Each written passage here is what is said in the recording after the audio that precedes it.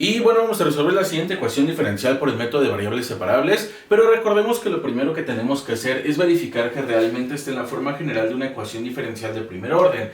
Debemos de recordar que esa forma es diferencial de y sobre diferencial de x igual a g de x que va a multiplicar a un h de y esto también puede ser escrito como f de x, y. Ahora, se dice que se puede resolver mediante el método de variables separables si solo si nosotros podemos llegar a la forma de g de x por mi diferencial de x igual a h de y por mi diferencial de y. Una vez que llegamos a esta forma, el h de y por mi diferencial de y se puede pasar al otro lado e integrar por ambos lados de la igualdad para tener la integral de g de x por mi diferencial de x más la integral de h de y por mi diferencial de y igual a una constante aleatoria.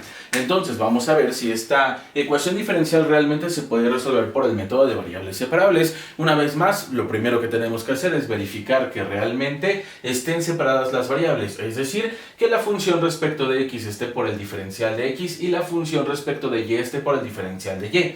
Como podemos darnos cuenta, aquí están al revés. ¿Por qué? Porque tenemos el 1 más x, que es la función que está respecto de x, pero está multiplicando al diferencial de y. Por lo tanto, tenemos que pasarlo al diferencial de x y pasa lo mismo con la función respecto de y. Entonces, ¿qué es lo que podemos hacer para poder empezar a separar las variables de esa ecuación diferencial? Lo primero que podemos hacer es, este menos y por el diferencial de x que está restando lo puedo pasar sumando del otro lado, por lo que tendríamos entonces 1 más x por el diferencial de y, que va a ser igual a, insisto, menos y por diferencial de x, está restando, todo lo paso sumando. Entonces tendríamos y por el diferencial de x, perfecto. Ya estamos empezando a darle una forma, ¿no? Ahora, lo que puedo hacer es este 1 más x que está multiplicando al diferencial de y, pasarlo dividiendo al diferencial de x, y el y que está multiplicando, pasarlo dividiendo al diferencial de y. Entonces tendríamos lo siguiente. Tendríamos el diferencial de y entre y, que va a ser igual al diferencial de x, que va a estar dividiendo a 1 más x. Ahí está, perfecto. Ya están separadas las variables, ya podemos empezar a integrar. Entonces, integrando por ambos lados de la igualdad, tendríamos la integral de diferencial de y sobre y, que va a ser igual a la integral de diferencial de x entre 1 más x. Perfecto. Ahora, vamos a resolver esas dos integrales que son casi directas. Digo casi directas porque esta integral sí es completamente directa. Hay una fórmula de integración directa o primitiva. Sin embargo, en esta integral, siendo muy estrictos, no es una integral directa. Digo, yo sé perfectamente que puede salir como integral directa, pero siendo muy estrictos no es una integral directa.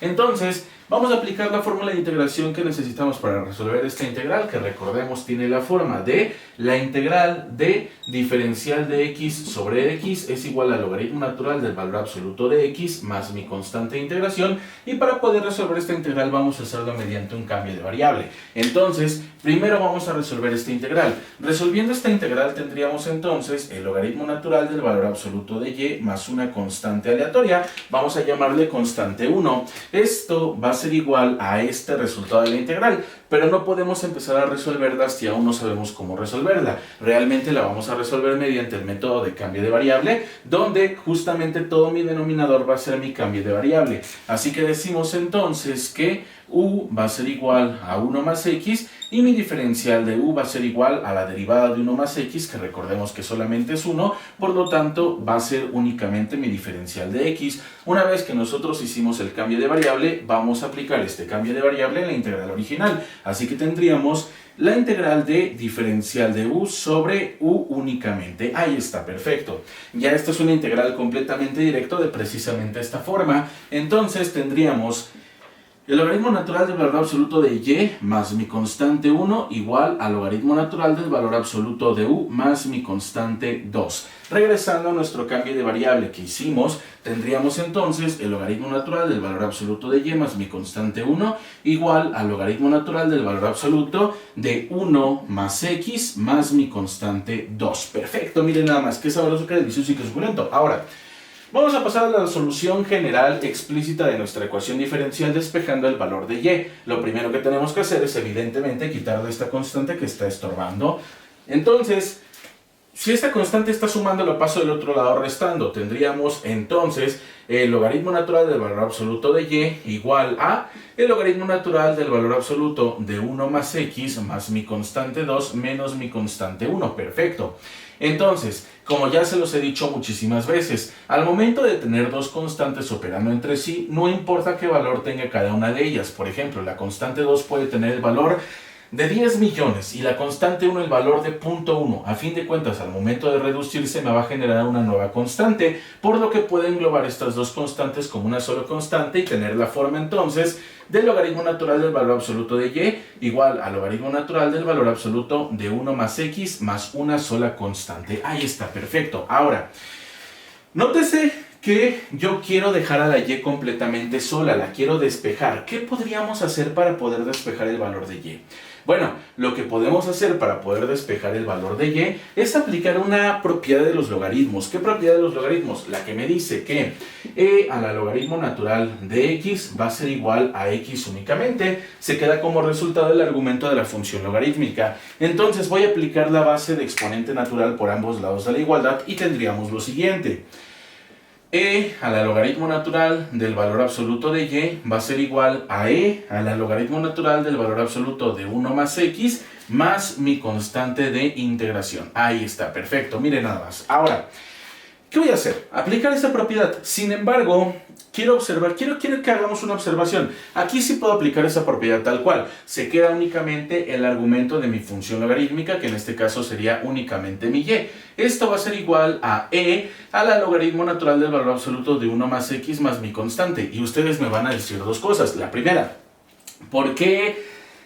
Bueno, más bien, ¿dónde se encuentra esa propiedad? ¿O por qué no aplicaste esa propiedad en estos precisos momentos? Miren, yo no puedo aplicar esta propiedad ahorita, así como está escrita esta expresión, porque recuerden que únicamente se queda el argumento de la función logarítmica. Y ustedes me van a decir, bueno, ¿y por qué no nada más se queda 1 más x? Ah, es que el logaritmo tendría que englobar absolutamente todo, es decir, tendríamos que englobar a la constante. Si nosotros quisiéramos aplicar esta propiedad así como está escrito directamente, obligatoriamente tendría que estar en la siguiente forma: el logaritmo natural de 1 más x más mi constante, donde todo esto sería el argumento de mi función logarítmica. Pero no está escrito de esa forma porque el logaritmo realmente únicamente está alterando a 1 más x. Entonces, ¿qué podría hacer? Bueno, lo que podría hacer a continuación es aplicar una propiedad de los exponentes. ¿Qué propiedad de los exponentes vamos a aplicar? Ah, pues la que me dice que cuando yo tengo a la m por a la n es igual a la m más n. Pero en este caso no vamos a pasar de izquierda a derecha,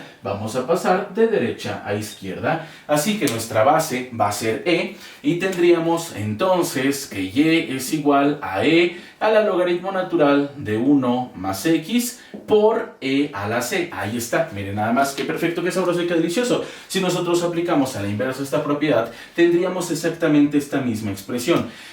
Ahora, ¿qué podemos hacer? Ahora sí podemos aplicar esta propiedad, pero ojo, solamente en aquella que posee el logaritmo natural, y nos quedaría el argumento justamente de ese logaritmo, por lo que nos quedaría la siguiente forma: y es igual a 1 más x, el valor absoluto de 1 más x que va a multiplicar a e a la c. Ahí estamos, perfecto. Ahora, ¿cómo quito ese valor absoluto? Bueno, para poder quitar ese valor absoluto hay que recordar la definición de valor absoluto, donde recordemos que al momento de despejar la función, igualarla con 0 y todo ese tipo de cosas, vamos a tener dos posibles resultados de valor absoluto: más menos cuando sea menor que 1 o cuando sea mayor que 1 nuestra x. Pero bueno, esas son definiciones que se supone que ya deberíamos de saber. Así que aplicando directamente la definición del valor absoluto, tendríamos que y va a ser igual a más menos 1 más x que va a multiplicar a e más elevado a mi constante de integración, ¿no? E elevado a mi constante de integración. Ahora,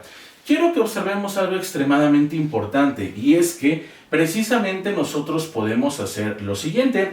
Este e a la constante de integración lo puedo pasar de este lado para que nos quede la forma de y igual a más menos e a la c por 1 más x. Ahí está, perfecto. Y desde este punto quiero que observemos algo muy importante, y es que ¿Qué realmente es el número e? ¿O qué realmente, pues sí es nuestra base e? Recuerden que este se le conoce como número de Euler y esto es una constante. Es una constante, es como pi. Pi siempre va a valer 3.14 y un montón de cifras más. Es exactamente lo mismo con la constante de Euler. Recuerden que la constante de Euler aproximadamente vale 2.71 y algo, ¿no? Y como su nombre lo indica, es una constante. Eso quiere decir que todo esto que tenemos acá se puede convertir en una sola constante.